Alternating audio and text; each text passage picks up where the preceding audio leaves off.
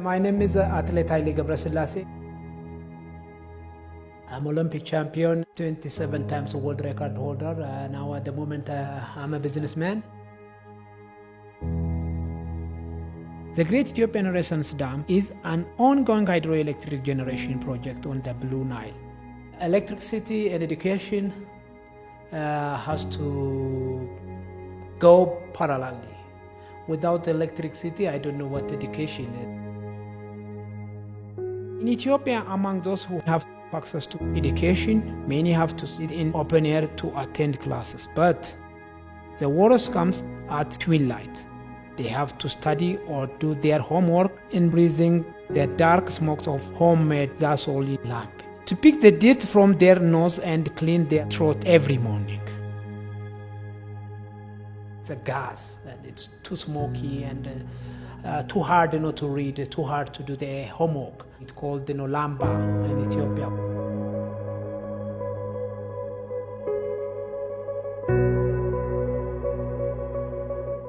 Words are deceiving unless one closely investigates the facts.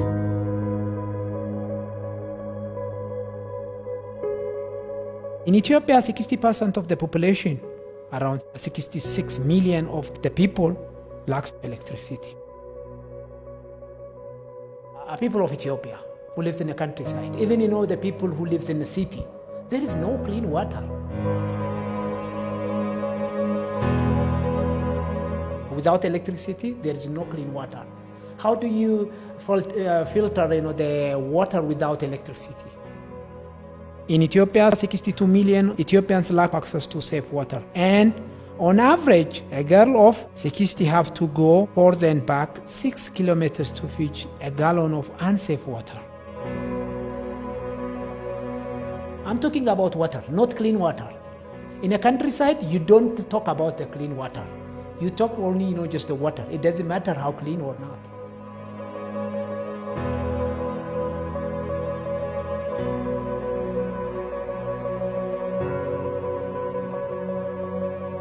To get just clean water, you need to have just electricity.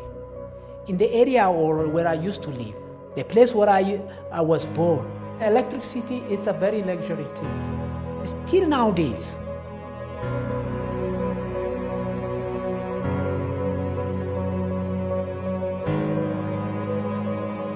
I live in the center of the city. There is water today, not tomorrow. I think out of 8 days, 5 days there is no water. There is just a complaint of electricity. Mostly electricity to pump the water to the city. Those pump doesn't work without electricity. In Egypt, the whole population have access to electricity. Of all African countries, surely, of all Nile Basin countries, it is only Egypt that has over 98% of its population with access to potable water.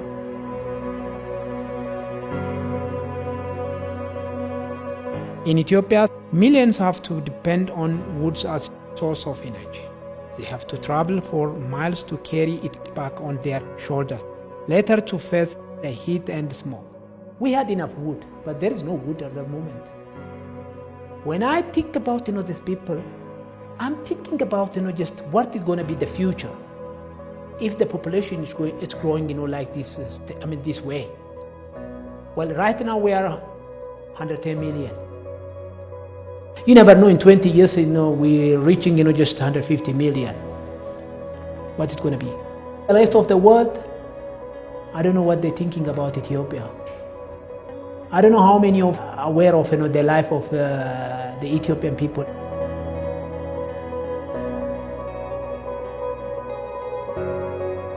The lifestyle of the whole population here in Ethiopia, it's between in life and death.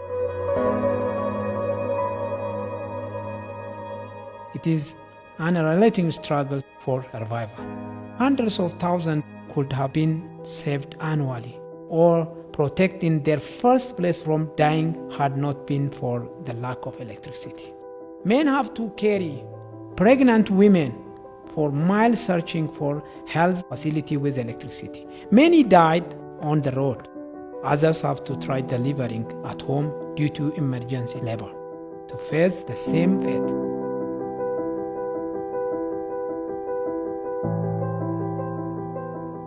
For me, always I'm thinking about just how to eradicate poverty. Which way? We need to use our resource. Getting electricity is not a lavish Ethiopian can afford enjoying right now. It is a basic necessity. Without it, life in Ethiopia will continue in anxiety. The project will satisfy the increasing domestic demand for electricity. Ethiopia is source of the Blue Nile. These people have to use the resource. At least just to use for electricity. Ethiopia has lived in the darkness for thousands of years and still has to beg others to provide light for more than its 110 million population.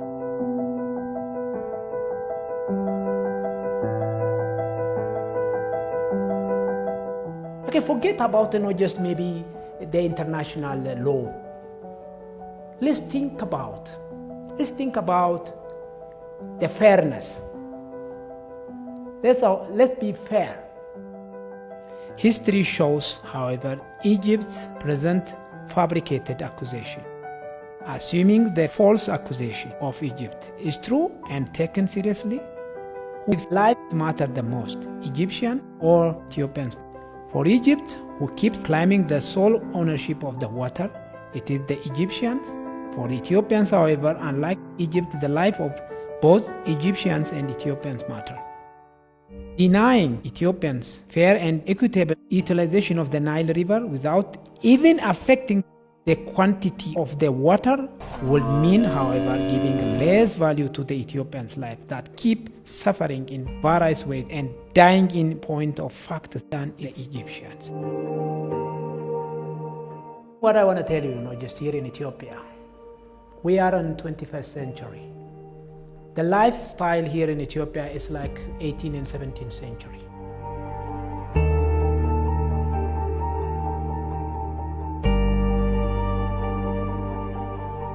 If they don't have just another problem or another question for the Egyptian or the people of Egypt, to have this dam is not a threat, it's an advantage. If we think about in the future, let's think about how to grow the volume of the water. Some of the river here in Ethiopia is drying already, dying.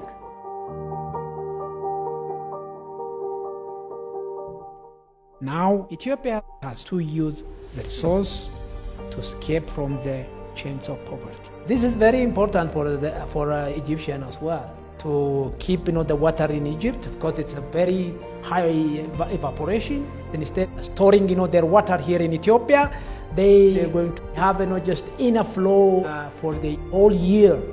They need it.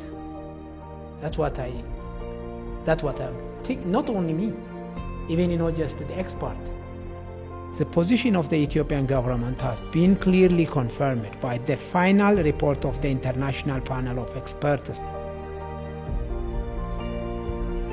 This must come to an end. I think time to help ourselves. Otherwise, this country is going to be in danger. The dam is under construction for electricity production. That is why I support the completion of this dam.